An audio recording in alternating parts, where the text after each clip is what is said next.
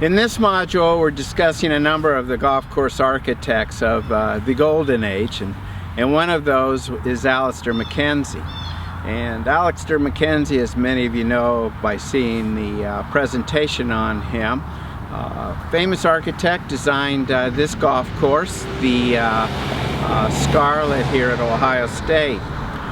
Alistair Mackenzie was a doctor originally, and in the late 1890s he went to South Africa to be a medic in the Boer Wars, or the Anglo-Africanist Wars that occurred in South Africa at the time.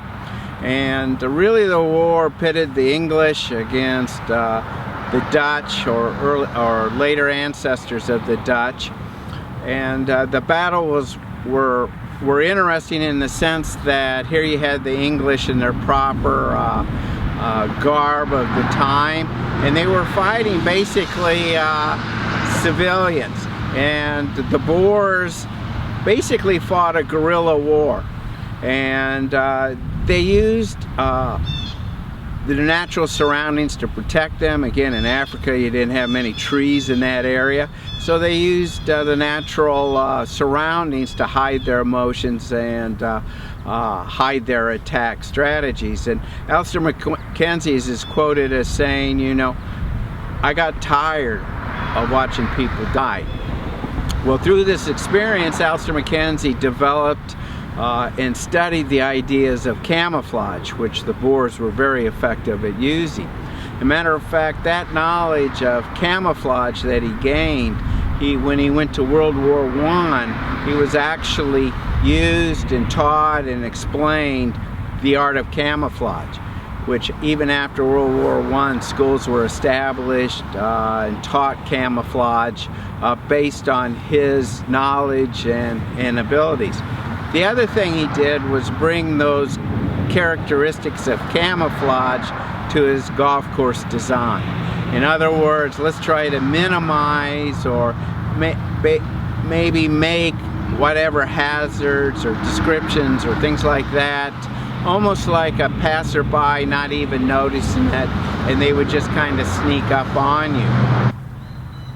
I'm standing here on the 15th hole, and I'm going to explain a couple examples of camouflage that Alistair Mackenzie placed into this course.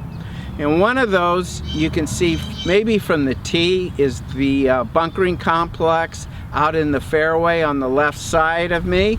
If you look out there, is that the shapes in those just tend to flow with the contour of the land. They almost appear natural out there, and so it becomes almost unnoticeable until you get into them. So what we're going to do right now is basically tee off and go position ourselves out where maybe the second shot is.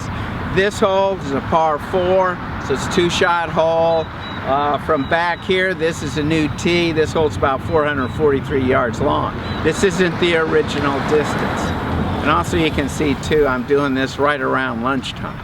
But so let's move on out to the fairway. One of the other things I'd like to mention, here we're standing at that bunker that we saw from the tee. A couple things about it. When Alistair Mackenzie was observing soldiers building trenches, he noticed that they would build it with, let's say, over there with this flash up. That's what Alistair Mackenzie's known for, kind of a flashing up on the bank. But the other thing too was around the trench, and although this is a big bunker, it would be kind of bowl shaped. In other words, the integrity of these soldiers building trenches with walls like this or like this was more stable than just having a flat upward sand bank and a flat bottom. The other thing too with this type of bunker design, the ball rolls to the middle and doesn't get hung up on the edges and things. Well, we've hit our drive and we're out here in the middle of the fairway, and we're about 143 yards where I'm standing from the middle of the green. Now, that means I've hit my drive here 300 yards, and if you believe I can hit my driver 300 yards, then you're dreaming. So, but anyway, back to something important. There's a couple things I want to again point out. Notice the bunker on the left-hand side of the green. It just seems to be almost kind of not even there. And as we get closer, we'll take a look at that. And the other thing I want to point out too is what it's really a classical photographs from World War I with Alistair Mackenzie when he was describing camouflage and teaching that to the Allied troops. Was that he had a picture, and hopefully I'll put him in, where he's standing in front of a trench, and in that trench there's soldiers in there, and from the angle of the camera in the second picture you'll see him standing above the trench, but you don't even see those soldiers down there. You just see him waving at the camera. Okay, so what does that mean?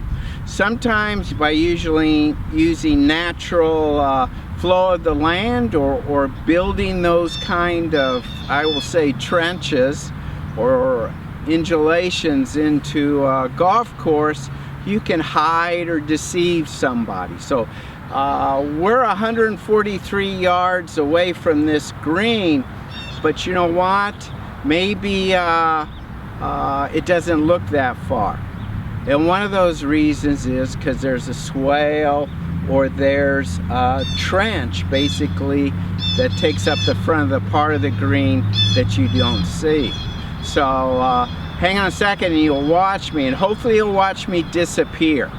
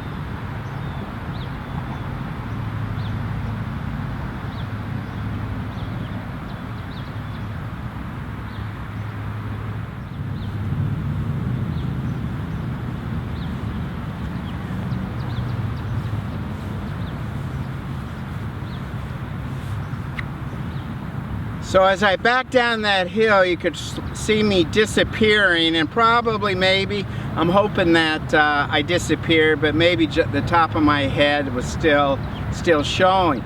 But again, walking back and doing that. Now what that does for golf is that if you're standing here, and by putting that trench or that swale in like that, the green looks closer than it actually is. And so back in the days where you didn't always know the distances and things like that, that was a depth perception problem. And I'm kind of gasping for air here. I guess I'm not in golfing shape. But anyway, it's kind of an illusion of how far or how close the thing is. And if you think about it in military terms and stuff like that, oftentimes a group, or in this case the Boers, would sit or position themselves where there was a large swale in front of them, because if you had cannons from the English firing, it was difficult for them to get the exact distance if they didn't account for that swale, or that swale wasn't available. So we're going to move a little closer, look at a couple other things too. We've moved up out from our second shot to about 50 yards away from the the center of the green here on the 15th hole.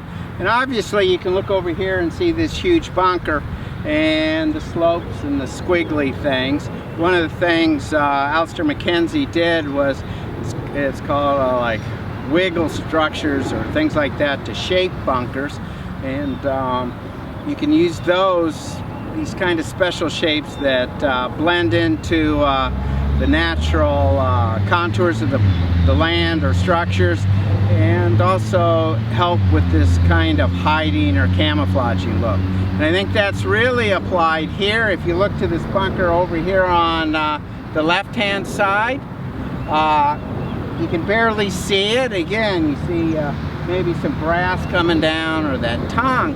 So it gives the perception of that it's not very big. Doesn't seem to be a problem. It's kind of hidden. Well, we'll go take a look a little closer and see what's going on. Now I'm standing on top of that bunker that was rather inconspicuous from the fairway and also from about 40, 50 yards out. You can see this bunker is much more massive than what we had seen previously. Again, the idea of camouflage, mimicking something that almost doesn't seem to appear but is actually here.